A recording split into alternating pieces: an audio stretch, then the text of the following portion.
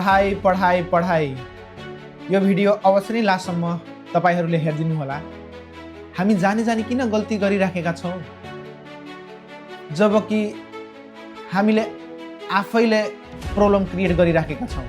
जबकि थाहा छ हाम्रो इक्जाम आइसक्यो, हामीलाई पढ्नु पर्ने छ, त्यति बेला हामीले किन पढिँदैन, हामीले टाइम लिएर पढाइलाई किन 100% दिन सकेका छैनौँ। जबकि हाम्रो ब्याक लाग्छ, 1-2 वर्षको ब्याक लाग्छ, अरू साथीहरू देश विदेश गएर केही आफ्नो गोलतिर लाग्छन्, त्यति बेला हामीलाई दिमाग आउँदो रहेछ त्यति बेला मलाई पढ्नु पर्ने थियो, त्यति बेला मेरो चान्स थियो पढ्नलाई र पास हुनलाई। हेर्नुस् त ब्याक लाग्यो, अब हामीले आफ्नो फ्युचरको 1-2 वर्ष पछाडि गइसक्यो।